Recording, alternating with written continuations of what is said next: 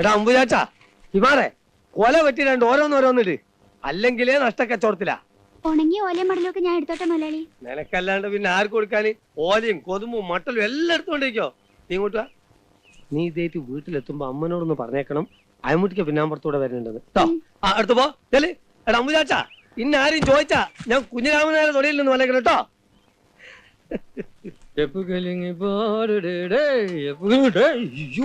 എന്റെ ദൈവമേ എന്റെ ചീട്ട് കീറി തന്നെ. തേങ്ങ തേങ്ങ കൊച്ചേ, ആ തേങ്ങാക്കോയ പോയോ? അയമുട്ടിക്കോയ പോയോന്ന് കണ്ടിട്ടൊരു അത്യാവശ്യ കാര്യം ഉണ്ടായിരുന്നു. അമ്മച്ചിക്ക് സുഖം തന്നെയല്ലേ? മുതലാളി കുഞ്ഞിരാമൻ നായരുടെ പറമ്പിലെ തേങ്ങ പറിക്കാൻ പോയി. എന്റെ ദൈവമേ, ഒരു അത്യാവശ്യ കാര്യം വരുമ്പോ ഇയാളെ കാണുക, അല്ലെങ്കിൽ കാക്ക പോലെ പറന്ന് കിടക്കും. ദേ ഇതും കൂടെ എടുത്തോ, തേങ്ങയ്ക്ക് ഇപ്പൊ ഭയങ്കര വിലയാ വെച്ചേ.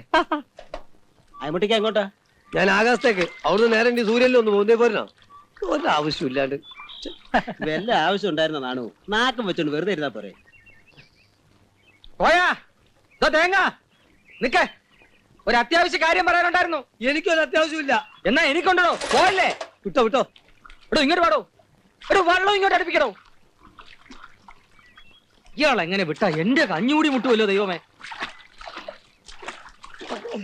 എടോ കണ്ണി ചോരയില്ലാത്തവനെ, കണ്ണ് കൂളിംഗ് ഗ്ലാസാ. എടോ എന്നെ രക്ഷിക്കണോ. എന്നെ രക്ഷിച്ചിട്ട് അങ്ങനെ ധീരതക്കുള്ള അവാർഡ് എനിക്ക് വേണ്ട. വെള്ളത്തിന് നല്ല ടേസ്റ്റാ. കുടിച്ചോ കുടിച്ചോ, ഇഷ്ടംപോലെ കുടിച്ചോ. എടോ ഒരു അത്യാവശ്യ കാര്യം ഉണ്ടാലും നമുക്ക് പെണ്ണ് ആലോചിച്ച് വരാന്ന് വിചാരിക്കേ. രക്ഷിക്കണോ എന്നെ.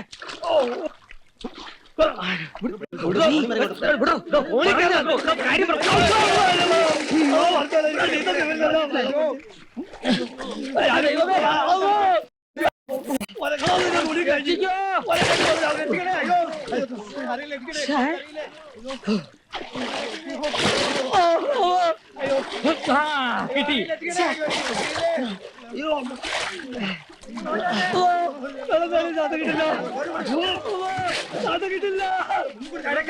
ഓടിവായോ, രക്ഷിക്കോ. പോടെ.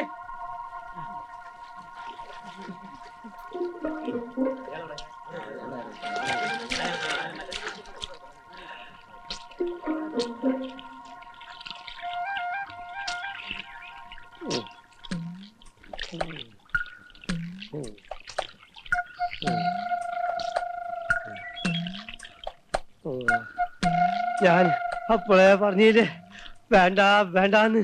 ഞാൻ പറഞ്ഞ ശരിയായില്ലേ? വെള്ളത്തിന് നല്ല ടേസ്റ്റ് അല്ലേ? ഒരു വീട് താങ്ങി അതൊരു വീട്. ശരിയായി സാർ. ലൗസീൻ അയ്യേ, വാലിൽ കുറ്റിട്ടോണ്ട് വേണ്ടേ സാർ? ബെല്ലടിച്ചിട്ടുണ്ട് അകത്ത് വരാൻ. ബെല്ല് കൊണ്ടുവന്നില്ല. അതൊക്കെ പിടിച്ചു പോക്ക്. ഊര തിരിഞ്ഞെന്നാണ് തോന്നുന്നത്. ഒരലവലാതിക്ക് വേണ്ടി വീട് തപ്പി സാറോ അലവലാതിയുടെ കയ്യിൽ നിന്ന് അടി കൊള്ളുകയും ചെയ്തു. അടി എനിക്കും വീട് സാറിന്. പക്ഷെ എല്ലാം ശരിയായിട്ടുണ്ട്. നാളെ രാവിലെ തന്നെ പുറപ്പെടണം. എനിക്ക് 2 ഡൈവേഴ്സ് കേസ് ഉള്ളതുകൊണ്ട് സാറിനോടൊപ്പം വരാൻ പറ്റിയില്ല. സാറിനെ കൊണ്ടുപോകാൻ ഒരു പാല് വണ്ടി വരും. പാലും വണ്ടി? അതെ, പിന്നെ മിൽക്ക് വണ്ടി. സാർ രാവിലെ വെള്ളം മാത്രമേ കുടിച്ചുള്ളൂ, അത് ആറ്റിലെ അഴുക്ക് വെള്ളം. 10 ഉലുവ. കോട്ടും സൂട്ടും വിട്ട് 10 പൈസ ഇല്ലാതെ എന്തിനാ നിനക്ക് വൃത്തിയായിട്ട് ലോഡ്ജിൽ താമസിക്കുന്നത്? നക്കി നായ. ആരടാ നക്കി? നിന്റെ തന്ത.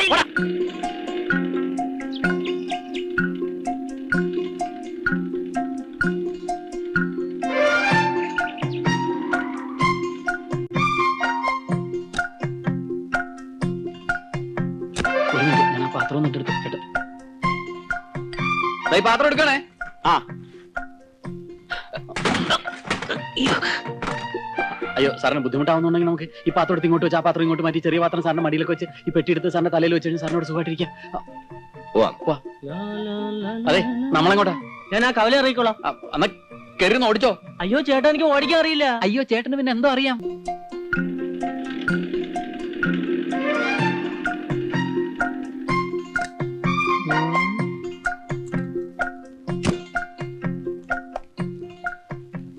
ഇതേതാ ദാസേ പുതിയ ഇറക്കുമതി? പതുക്കെ പറ. പുലിയാ. പുലിയോ? ആ, അച്ചു എവിടെ നിന്ന് തപ്പിക്കൊണ്ട് വന്നതാ. അയമുട്ടിക്കാരെ വീട്ടിൽ താമസിപ്പിക്കാനാ. പുലിയാണെന്ന് ഉറപ്പുണ്ടോ? ശരീരത്തിൽ വെടികൊണ്ട 7 പാടുകൾ ഞാൻ എണ്ണി. ഇനിയുണ്ട് ബാക്കി. ഈശോ, പേടിക്കണ്ട, അധികം അടുക്കാതിരുന്നാ മതി. ബാക്കി കാര്യം ഞാനേറ്റു. ഇനിയെല്ലാം ദൈവത്തിന്റെ കയ്യിലാ. ഭാഗ്യം ഉണ്ടെങ്കിൽ നമുക്ക് വീണ്ടും കാണാം. വരട്ടെ. ഓ എന്റെ കർത്താവേ, ഈ നാട്ടിലും പുലി ഇറങ്ങിയോ? അതെ, നമ്മളെ കെട്ടോള് സ്നേഹം കൂടുമ്പോ ഇന്ന അങ്ങനെ വിളിക്ക. അയമൂന്ന് ഒരു പുന്നാരത്തിന്. പൊന്നാരത്തിന് എന്ന് വെച്ച് നീ അയമുട്ടിക്കാന്ന് വിളിച്ചാ മതി കേട്ടോ.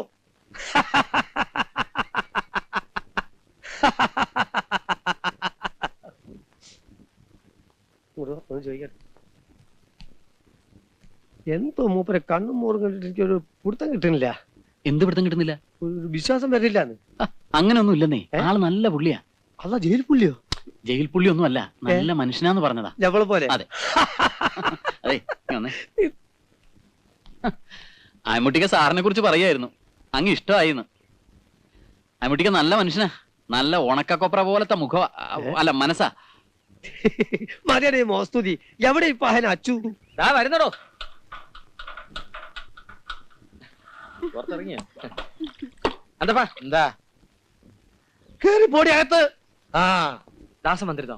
സത്യം പറച്ചു, ആ വന്നവനാരാ? എവൻ? ആ കാറിൽ വന്നവൻ. ആഹാ, നല്ല പാർട്ടിയല്ലേ. 2-3 മാസത്തേക്ക് താമസിക്കാൻ വീട് വേണമെന്ന് പറഞ്ഞ് എന്നെ ഒന്ന് മുട്ടി. ആ കാര്യത്തിന് അയമുട്ടി ഒന്ന് മുട്ടി.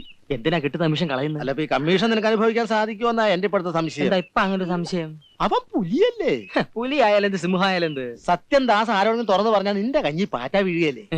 അവൻ ആരോടും പറയില്ല. അവനെ എനിക്ക് നല്ല വിശ്വാസ, അത് ഉറപ്പാ. അവന്റെ കഞ്ഞി എന്റെ കഞ്ഞി ഒന്നാ, ഇയാള് മാറിയില്ല. കർത്താവേ, ഇത് പുലി തന്നെ. ഏയ് മുട്ടിക്കോയാ, ഞാൻ വരെ അല്പം വൈകിയല്ലേ. കാലത്ത് 2 ഡൈവേഴ്സ് കേസ് ഉണ്ടായിരുന്നു. ഞാൻ അവിടെ ചെന്നപ്പോൾ ആകെ പ്രശ്നം. അവർക്ക് 2 പേർക്കും ഒന്നാകണമെന്ന് ഞാൻ വിടുവോ? ഞാൻ എല്ലാ അടവും പയറ്റി കലക്കി കൈ കൊടുത്തു. 2 പേരും കണ്ണീരും കൈയുമായിട്ട് 2 വഴിക്കും പിരിയുന്ന കണ്ട ശേഷമാണ് എനിക്ക് ശ്വാസം വീണത്. ഇതിന്റെ ശ്വാസം പോയോ? സന്തോഷം, ചത്തില്ല. ആഹാ, സാറോട് ഉണ്ടായിരുന്നോ? ഞാൻ ഈ വീടൊക്കെ ഒന്ന് കാണിക്കായിരുന്നു. എന്നിട്ട് ഇഷ്ടപ്പെട്ടോ? ഉറപ്പിക്കാമല്ലോ. പിന്നെ ഉറപ്പിക്കാം. എന്നാ ഐശ്വര്യമായിട്ട് 100 രൂപയും തന്നെ.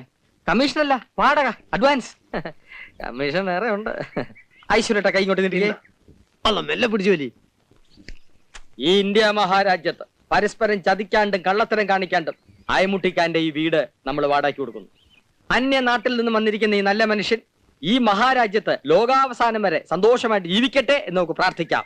ഒരു വിരോധമില്ല, പ്രാർത്ഥിക്കാം. പക്ഷെ ആ കീശയിൽ ഇടണമെന്നായിരുന്നു എന്റെ ആശ, പക്ഷെ കീശ മാറിപ്പോയി. എന്റെ കാര്യം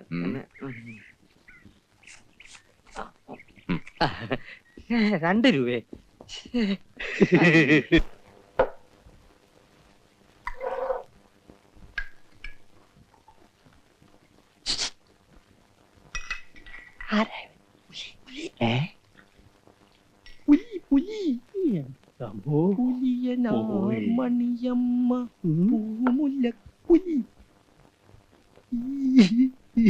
അധികം അടുത്ത് പോണ്ടത് കടിക്കും.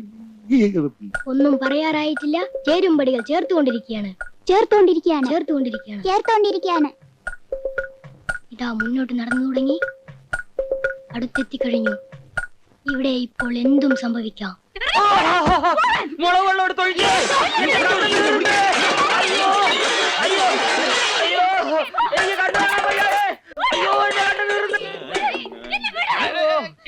എന്താ അയ്യോ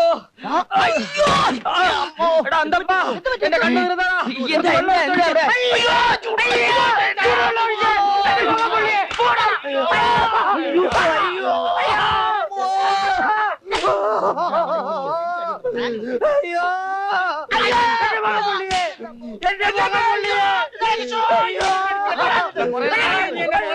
സൈക്കിൾ ട്യൂബിലെ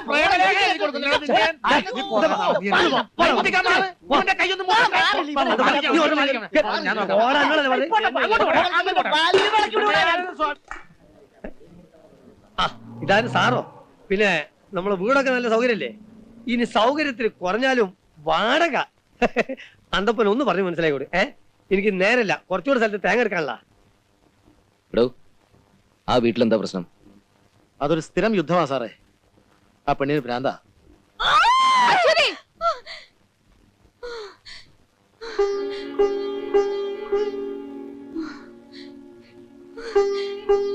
വേണ്ട, കൊല്ലും ഞാൻ എല്ലാത്തിനെയും. ഇനി ഇവിടെ ഒരുത്തനെ കൊണ്ടുവരരുത്.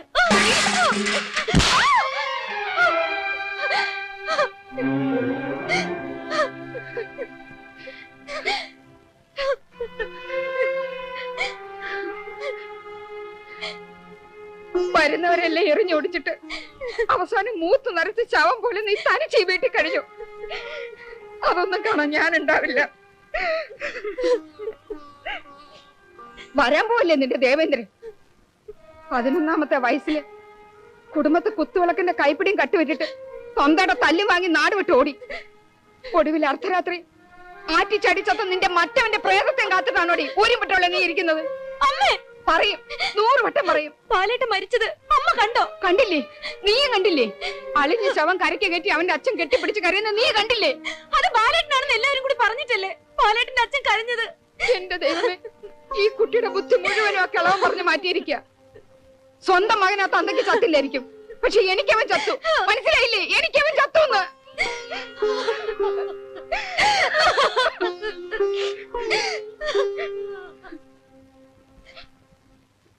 ചെറിയടുത്ത് മാധവമേന്റെ മകനായിരുന്നു മരിച്ചുപോയ ബാലൻ. പണ്ടെങ്ങാണ്ടി പെണ്ണിനെ അവന് കെട്ടിച്ചു കൊടുക്കാമെന്ന് പറഞ്ഞ ഒറ്റ കാരണം കൊണ്ട് തന്നെ പാവം പെണ്ണ് ഇപ്പോഴും കാത്തിരിക്കുക. പക്ഷെ അച്ചു ആണെങ്കിൽ ഓരോ ദിവസവും ഓരോരുത്തരെയും കൊണ്ടുവരിക. ഏത് ബ്രോക്കർ തല കുത്തി പറഞ്ഞാലും അവൾ ഒരുത്തനെയും കെട്ടുകയില്ലെന്ന് ഈ നാട്ടുകാർക്ക് മുഴുവൻ അറിയാം. എന്നാൽ ആ തള്ളയും വിടൂല, അച്ചുവും വിടൂല. അച്ഛ ഇന്നും വന്നു. അമ്മ പറഞ്ഞിട്ട് എന്നെ പെണ്ണ് കാണാൻ വേണ്ടി അയാൾ ആരെയോ കൂട്ടിക്കൊണ്ട് വന്നു. അറിഞ്ഞു. പാലേട്ടൻ വരുമെന്ന് അവരോട് ഒന്നുകൂടി പറഞ്ഞൂടെ? എല്ലാവരും എനിക്കെതിരാണ്. ഞാൻ പറയുന്നത് ഒരാളും വിശ്വസിക്കുന്നില്ല. ആറ്റിൽ വീണ് ചത്തവൻ ഒരിടത്തും തിരിച്ചു വന്നിട്ടില്ലത്ര. ആറ്റി വീണ് ചത്തത് ആ പറഞ്ഞോലെ തന്തയായിരിക്കും. അങ്ങനെ പറഞ്ഞത് എന്റെ അമ്മയാണ്.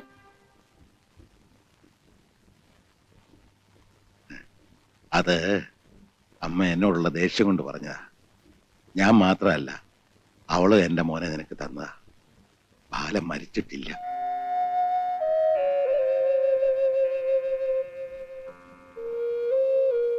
അവൻ ഈ പടിയിറങ്ങി പോയിട്ട് 15 വർഷം കഴിഞ്ഞു. ശരിയാണ്, പക്ഷേ 15 വർഷം കടന്നു എന്ന് കരുതി മരിക്കണമെന്നില്ല. അവൻ വരുമെന്ന് എനിക്ക് ഉറപ്പുള്ളത് കൊണ്ടല്ലേ അവന്റെ മുറി ഇപ്പോഴും ഒരുക്കി വെച്ചിരിക്കുന്നത്. മോക്കറിയില്ല, എന്നും അവന് വേണ്ടി ഒരു പാത്രം ചോറ് ഞാൻ മാറ്റിവെക്കും. ഒരു നേരത്തെ ആഹാരം തെറ്റിയ വിശപ്പ് താങ്ങാൻ കഴിയാത്തവനായ എന്റെ മോൻ വിശപ്പ് തോന്നുമ്പോൾ അവൻ തീർച്ചയായും വരും. വിശ്വസിച്ചോ? എന്നിട്ട് നിന്നെ എന്റെ മരുമോളാക്കി ഈ വീട്ടിലേക്ക് ഞാൻ കൊണ്ടുവരും.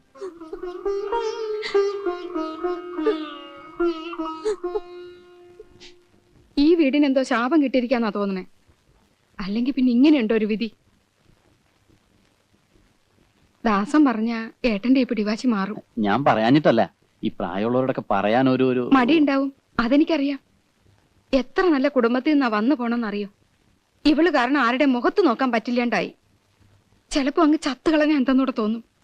ഏതായാലും ഞാൻ അശ്വതിയോടൊന്ന് സംസാരിച്ചു നോക്കാം. പെൺകുട്ടികളായി ഇങ്ങനെ പിടിവാശി കൊള്ളില്ല. നിങ്ങൾ പറയുന്നത് അനുസരിക്കില്ല. ഞാൻ പറഞ്ഞാലേ അല്ല, ഒന്നുമില്ല. ഞാനിങ്ങനെ അമ്മയുമായിട്ട് അശ്വതിയുടെ കല്യാണക്കാര്യത്തെ കുറിച്ച് പറയുമായിരുന്നു. അതെ അതെ, ഞാനും കേട്ടു. എല്ലാവരും ഇങ്ങനെ പറയുമ്പോ ഞാനും അങ്ങ് തീരുമാനിച്ചു. ഇനി ഞാൻ കല്യാണമേ കഴിക്കുന്നില്ലാന്ന്. അല്ല, എപ്പോ നോക്കിയാലും അങ്ങനെ പറഞ്ഞാൽ- കല്യാണക്കാര്യം. എന്താ നീ പറഞ്ഞത്?